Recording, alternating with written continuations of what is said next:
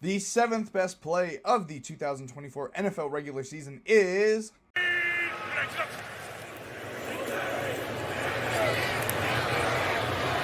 Here we go. Up into the air, into the end zone, and incomplete. Lazard had a shot. And now the other officials saying touchdown. You can see he doesn't totally get up in the air with all the bodies there, but he's got it. That's a touchdown right there. Now, of course, this screams right off the bat that this is a Hail Mary. If you don't know what a Hail Mary is, I'll make a video in a little bit for that. But, of course, basically what it means is that this is an end of half, 8 seconds left, final play. Basically, it's got to be a touchdown or nothing. This is points or no points. There's no time to try to work the field up a little bit more. For a field goal, it's pretty much you got to get it in the end zone and try to get some points, or you end the half and it is what it is. And it helps when you have the quarterback who's probably the most efficient at Hail Marys in NFL history, and Aaron Rodgers at the helm for this play. Now, looking at it versus the offense and the defensive side, again, it's end of half scenario, so everyone pretty much knows what's going to happen. Starting with the offensive side, you got a shotgun set with your running back to the left, and then you have a couple receivers spread. You got 3 on the bottom of your screen and then 1 on the top. And pretty much all they're going to do is just run to the end zone and stand in the end zone to try to catch a ball. It's pretty straightforward. That's all it is. Everyone knows what it's going to be because that's all it could be. I guess sure you can get cute with it and try to have some, as Scott Van Pelt would say, pitchy woo woo. But really, with Aaron Rodgers, he has the arm to be able to load up to get it to the end zone and try to make a play. Now, looking at the defensive side of the ball, you can already see that this is kind of, it's not super great. And the reason because of that is only 2 rushers, meaning that Aaron Rodgers is probably going to get enough time to heave it downfield, which is mistake number 1. You would probably want to pressure him so that way make him throw it earlier, because you have to wait a little bit as a quarterback for those receivers to make it down the field so that way when your throw gets there, they're there waiting for the ball.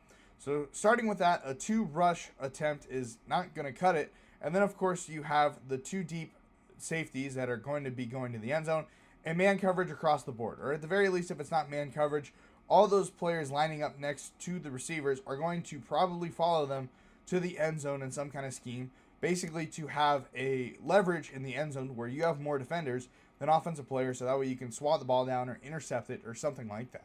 Now we pause it here to the middle of the play to kind of see how it develops it a little bit, and you can really see what the defensive strategy is. And in my opinion, it fails because you have 3 guys in the middle of the field doing nothing. That's basically to cover those corners where if they did try to make a closer play to go to the field goal, they could try it, but they're not doing that. They're going for the Hail Mary.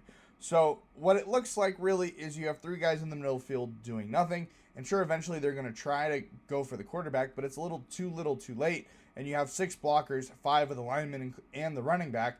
So Aaron Rodgers is going to have enough time. They win that battle 6 versus 2 rushers, and Aaron Rodgers is going to get enough time to be able to heave it downfield with a good throw. Now looking towards the end zone, you can see that the Bills have an advantage 6-4, where they have 6 defensive backs or defensive players at the very least, and 4 receivers. So technically, they do have the positive upper hand there in the end zone. It just, unfortunately, as you will see, doesn't work out. Now, as you see, by the time Aaron Rodgers releases this ball, pretty much all the receivers are looking back to the quarterback to try to find where the ball is, as they pretty much make it to the end zone. So the timing of this play offensively is really good because it's not really forced. The receivers have enough time to look back and see where the ball is to try to catch it. And pretty much that's all that happens here, is that Allen Lazard gets in a better position than the defenders, and he's a big guy, so he can do it, pretty much just boxing out those receivers, and as a result, he's in a better spot to make a play here than the defenders are, and he catches the ball. Now, as you can tell, the referee to the left calls no call because he sees the ball go out, but you can see the receiver to the right, or rather, referee to the right calls it a catch because it was a catch, and then the ball fell out after he touched the ground. But again, it's just a great timing play that Aaron Rodgers is probably the best at in NFL history. I like this angle of it better, as you can see, because you can see Aaron Rodgers move in the pocket, then heave the ball down the field, and then Allen Lazard is just in the perfect position for this ball. I'm not going to say they practice this play extensively, but they do probably practice it every now and then.